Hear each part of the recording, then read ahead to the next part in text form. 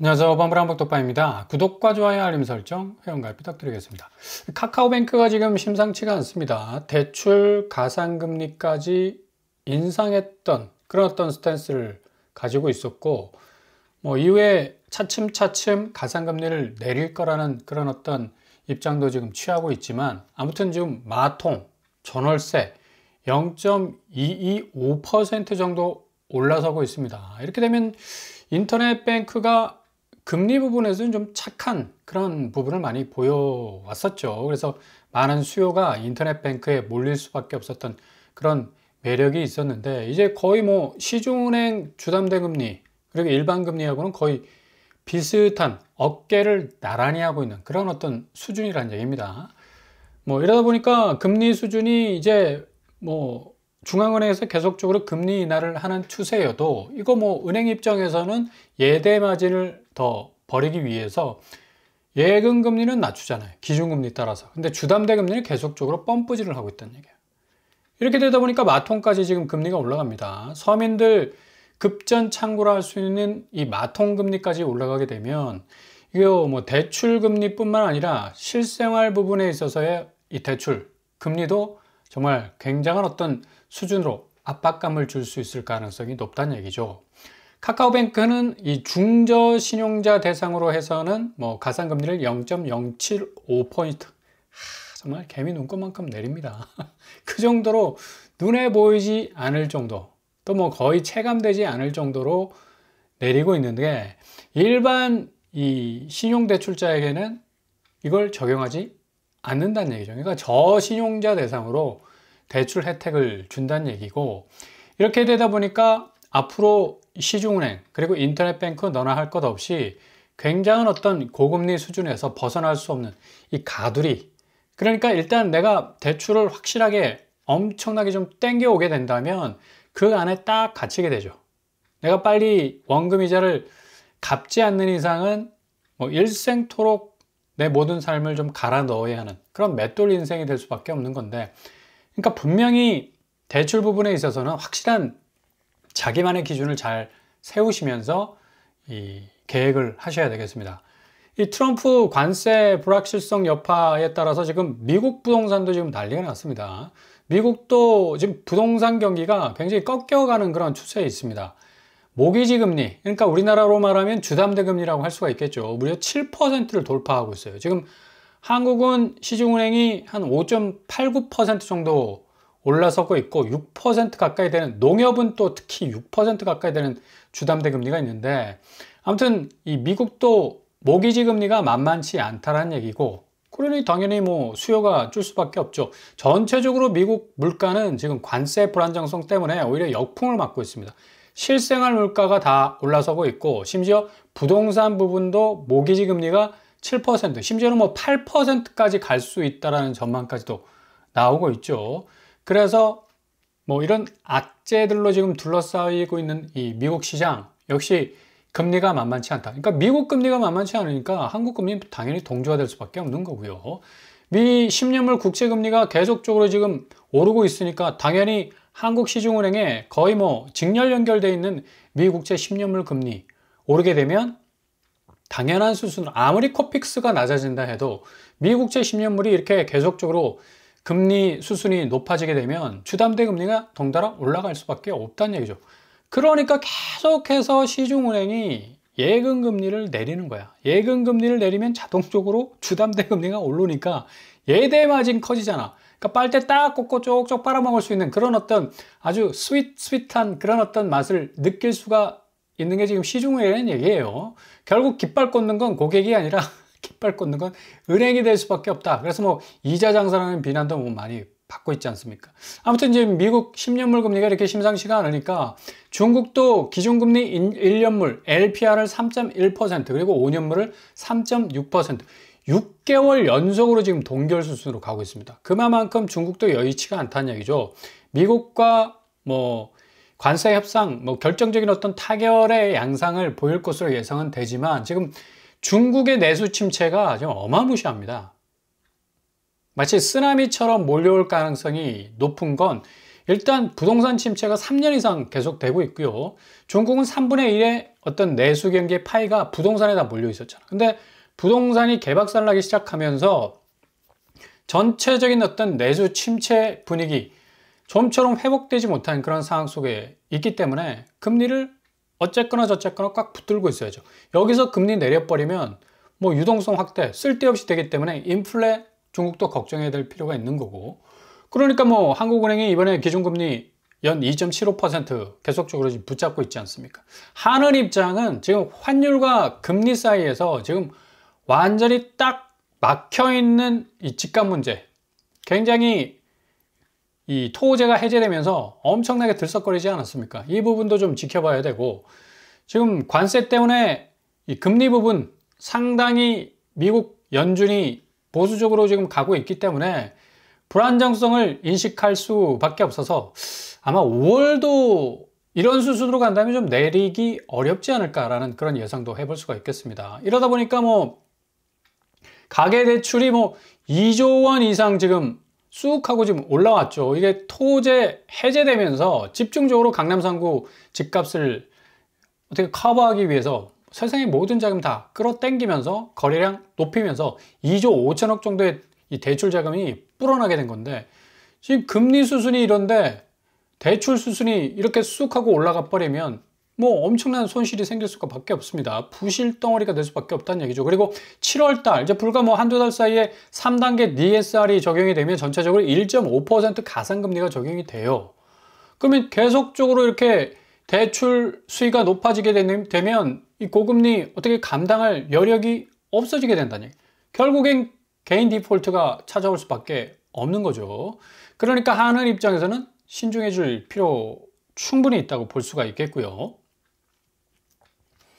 지금 뭐 세종 천도설 때문에 다른 지역은 지금 전부 그냥 부동산 가격 자체가 지금 날아가고 있는데, 세종만 유일하게 지금 완전 탄력받고 제대로 지금 하루 자고 일어나면 1억 올랐다라는 그런 동네도 있을 정도로, 뭐 이게 정권이 어느 정도 좀 이 교체되는 어떤 시기에 와 있게 되면 세종이 꼭 이렇게 기시감이 들 정도로 집값 자체가 완전히 뭐 들쭉날쭉하는 그런 어떤 양상을 보여주는데, 뭐 어떻게 될지 모르죠. 앞으로 정치적인 상황이 어떤 식으로 어떤 궤적을 밟고 갈지 모르기 때문에 세종은 좀 지켜봐야 될 건데, 아무튼 지금 어마무시 지금 호가 펌프질들을 하고 있습니다. 그래서 오늘 마감하는 곳, 무주택자라면 반드시 한번 필터링을 해봐야 되는 곳이고, 여기 파밀리의 더 파크 뭐 규모가 955세대 1000세대 정도 되고요. 자녀 물량 4세대 정도 나오게 됐죠. 일단 뭐 분양가가 굉장히 매력적이라는 얘기, 뭐 2억 8천선, 그리고 84제곱은 4억 수준, 그러니까 복층인데 지금 현재 세종 대통령실 이전설로 호가는 1억씩 지금 올라가는 추세로 보이고 있습니다. 그래서 향후 7, 8억까지 단기간 안에 뭐 고속 엘리베이터를 탄 것처럼 쑥 하고 가격이 올라갈 가능성도 있고요. 그러니까 뭐 2억 8천이면 여기 신축 단지이기 때문에 굉장한 또 잠재성이 있다고 볼 수가 있겠죠. 뭐 단지 배치도 아주 참하게 나왔고요. 동간거리가 충분한 편입니다. 뭐 평면도는 84제곱이 복층 구조의 아주 특이한 점을 가지고 있다라는 점.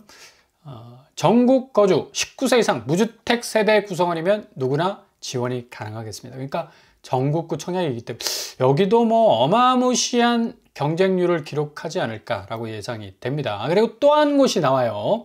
가장 세종에서 센트럴한 곳에서 나오는, 아마 올해 마지막 세종 가장 저점으로 진입할 수 있는 기회가 될 것 같은데, 여기가 지금 지난번에 2020년이죠. 무수리로 나왔다가 24만 9천 대기를 찍었습니다. 어마무시하죠. 홈페이지가 마비될 정도로 뭐 6시간 신청 마감 연기를 할 정도로 뭐 뜨거웠던 곳이었는데, 99제곱이 4억 4천 정도 나왔고요. 그 아래 평수는 거의 3억대로 나왔기 때문에 당시에 이 아파트 자체 시세가 14억까지 갔었습니다. 그러니까 뭐 거의 차익이 10억 정도 나오니까 사람들이 눈이 뻘게 가지고 그냥 뭐 사이트를 뭐 뚫어져라 쳐다보면서 순서를 기다려고 했었는데, 뭐 다시 한번 기회가 찾아올 것으로 보이는데, 나리째 2단지 리더스 포레가 나오게 됩니다.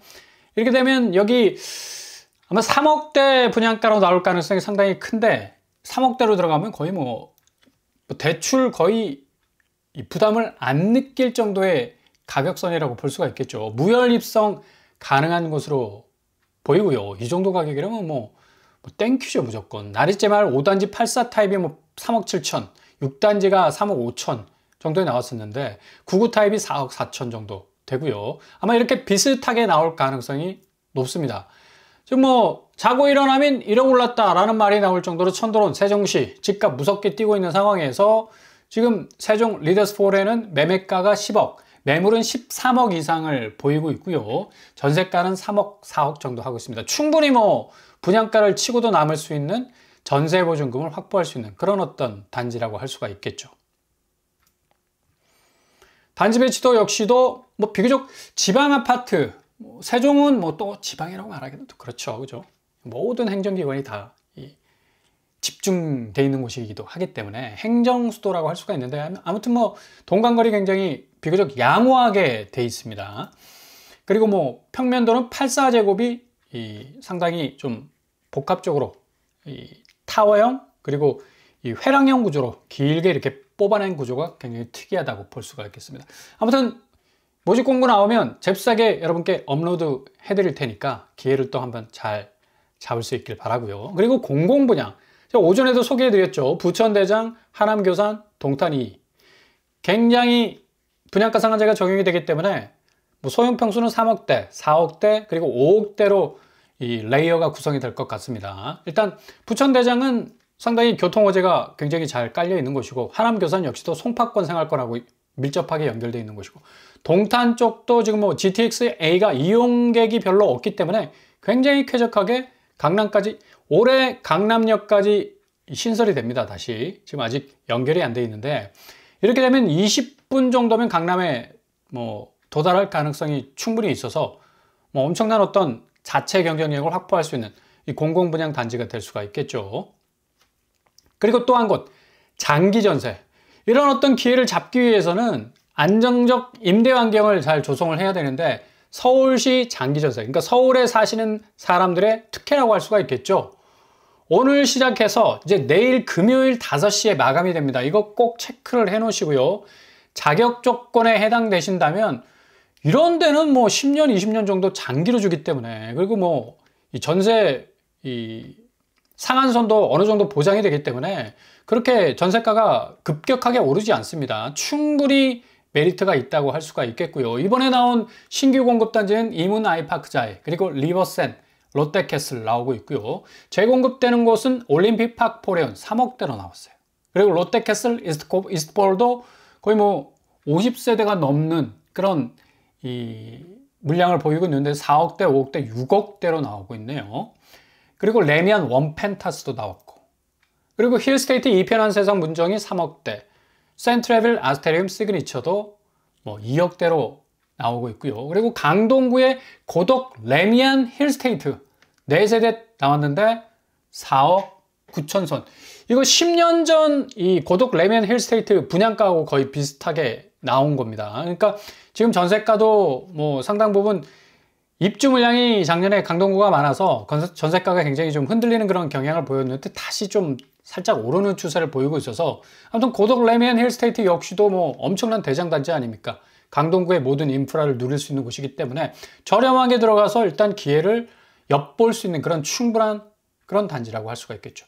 그러니까 장기 전세 이 기회는 놓치시면 안 돼요. 서울 사시는 분들이 무주택자라면, 그리고 비교적 젊으신 분들이라면 장기 전세 꼭 잡아야죠. 뭐 잡으려고 지금 기다리고 계십니까? 이런 거는 잽싸게 정말 눈썹이 휘날리도록 좀 지원을 하셔야 됩니다. 구축 부분은 지금 뭐 4월에 1,300건의 지금 수준에 그치고 있어서 엄청나게 지금 거래량이 줄어들고 있어서 구축의 거래가는 상당 부분 조정을 받을 가능성이 높겠고, 신축 분양가는 뭐 계속해서 오를 수밖에 없겠죠. 매물이 오늘 날짜로 86,000건 지금 찍고 있고요. 아마도 심리적 마지노선 10만 건을 터치하면서 굉장한 조정기가 올 가능성도 아주 높다고 볼 수가 있겠습니다.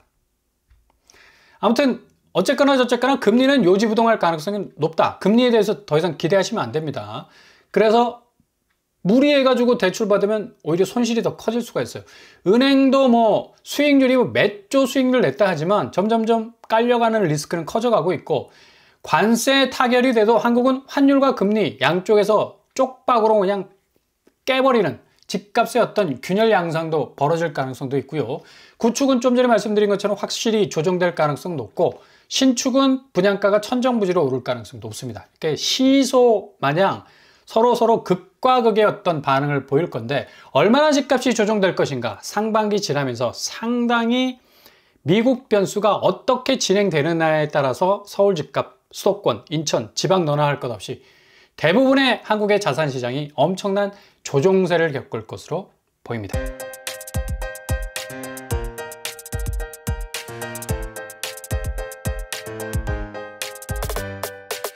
오늘의 부동산 캐리커처, 금리는 요지부동이다. 절대로 고점에서 내려올 생각 안 할 겁니다.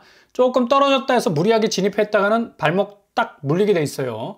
평생 내가 뭐 대출금 갚다가 볼일 다 보는 삶의 질이 현저하게 떨어질 수는 없지 않습니까? 고독 레미안 힐스테이트, 고레일 같은 뭐 이런 장기 전선은 10년, 20년까지 충분히 연장이 가능하니까 안정적인 임대 환경 안에 거하면서 기회를 잡는 거 참 중요하다고 생각되고요. 한 걸음 한 걸음 정말 긍정적인 마음으로 달려가시면 좋은 럭키 세븐이 여러분 눈앞에 보이게 될 겁니다. 오늘도 응원합니다. 항상 여러분의 길이 꽃길만 되실 수 있길 바랍니다. 뻔뻔한 것도 빨아마치겠습니다. 구독과 좋아요 부탁드립니다. 감사합니다.